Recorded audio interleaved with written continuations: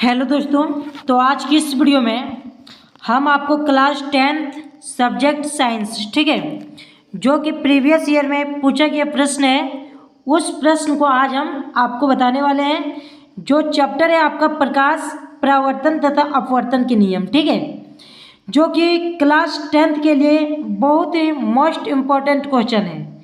तो आप जानना चाहते हैं तो आप वीडियो को पूरा अंत तक देखिए। पहला क्वेश्चन है, निर्वात में प्रकाश की चाल होती है, ठीक है। इसके लिए आपको 4 ऑप्शन दिया जाएगा।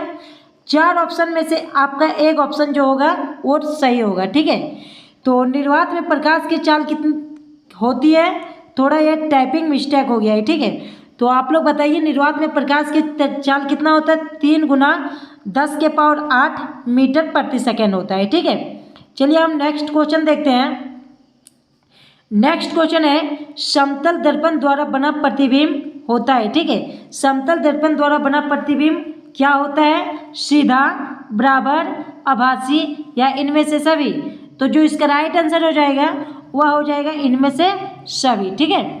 चलिए नेक्स्ट क्वेश्चन है, क्वेश्चन नंबर 3 है, प्रकाश के परावर्तन के कितने नियम होते हैं? प्रकाश के परावर्तन के कितने नियम होते हैं? 1, 2, 3, 4। तो जो इसका राइट आंसर है वो ऑप्शन नंबर बी यानी 2 सही है, ठीक है। क्वेश्चन नंबर आपका 4 है, प्रकाश के नियम लागू होते हैं, ठीक है। प्रकाश के नियम परावर्तन के नियम लागू होते हैं। किस पे लागू होते हैं? केवल समतल दर्पण पर, केवल उत्तल दर्पण पर, केवल अवतल दर्पण पर, ये सभी परावर्तक पृष्ठों पर, ठीक है। तो जो इसका राइट आंसर हो जाएगा वह हो जाएगा ऑप्शन नंबर डी यानी सभी परावर्तक पृष्ठों पर, ठीक है। क्वेश्चन नंबर 5 पे आपका, गोलीय दर्पण के ज्यामिति केंद्र को क्या कहते हैं? ऑप्शन नंबर ए ध्रुव, ऑप्शन नंबर बी वक्रता केंद्र, option number C focus, option number D मुख्य अक्ष। तो जो इसका राइट आंसर हो जाएगा वह ऑप्शन नंबर ए यानी ध्रुव हो जाएगा, ठीक है। चलिए नेक्स्ट क्वेश्चन है, क्वेश्चन नंबर 6, किसी गोलीय दर्पण की फोकस दूरी वक्रता त्रिज्या की क्या होती है? किसी गोलीय दर्पण की जो फोकस दूरी है वह वक्रता त्रिज्या यानी आर बराबर क्या होता है? तो इसका जो राइट आंसर है वह ऑप्शन नंबर ए हो जाएगा, आर बराबर 2f होता है यानी त्रिज्या बराबर, ठीक है।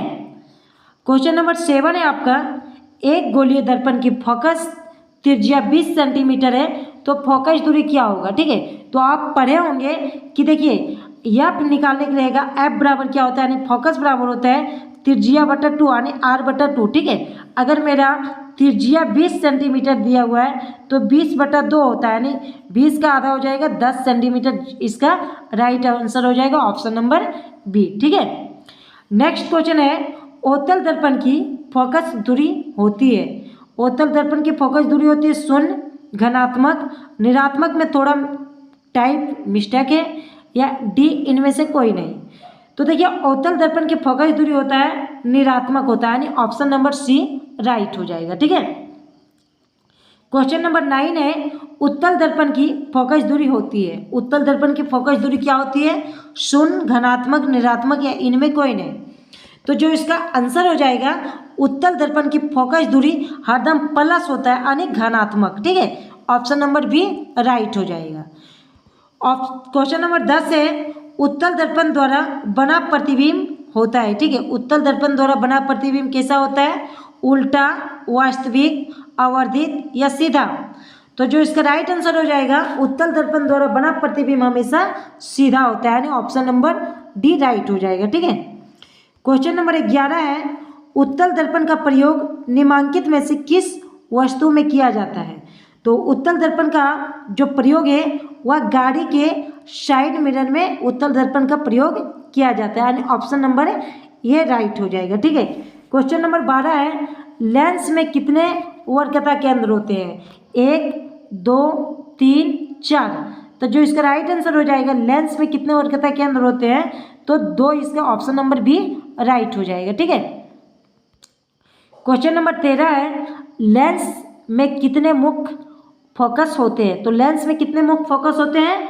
तो इसका भी आंसर 2 हो जाएगा यानी ऑप्शन नंबर बी राइट हो जाएगा, ठीक है।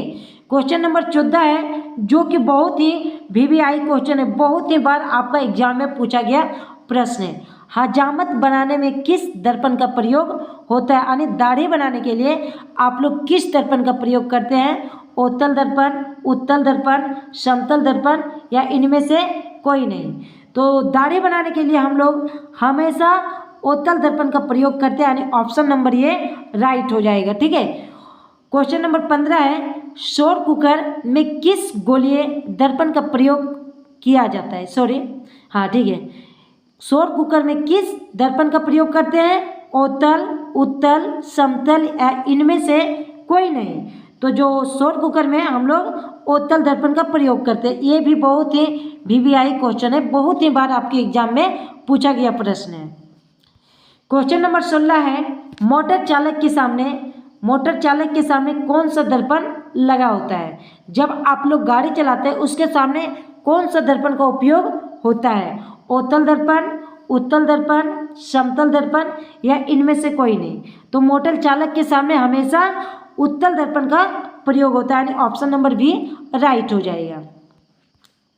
क्वेश्चन नंबर 17 है, सौर भट्टियों में किस दर्पण का प्रयोग होता है? ठीक है। तो सौर भट्टियों में अवतल दर्पण, उत्तल दर्पण, समतल दर्पण या इनमें से कोई नहीं। तो जो इसका राइट आंसर हो जाएगा, सौर भट्टियों में हम लोग अवतल दर्पण का प्रयोग करते हैं, यानी ऑप्शन नंबर ये राइट हो जाएगा। ठीक है। चलिए हम नेक्स्ट क्वेश्चन देखते हैं। क्वेश्चन नंबर 18 है, किस लेंस की क्षमता घनात्मक होता है? तो मैंने अभी जस्ट बताया कि किसका प्लस होता है, यानी घनात्मक मतलब क्या हो गया? प्लस।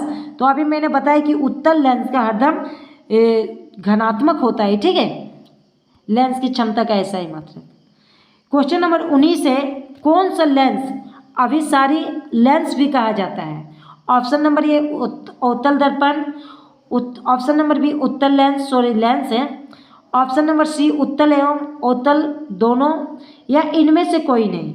तो कौन सा लेंस अभिसारी लेंस भी कहते हैं? तो उत्तल लेंस, यानी ऑप्शन नंबर बी राइट हो जाएगा। ठीक है।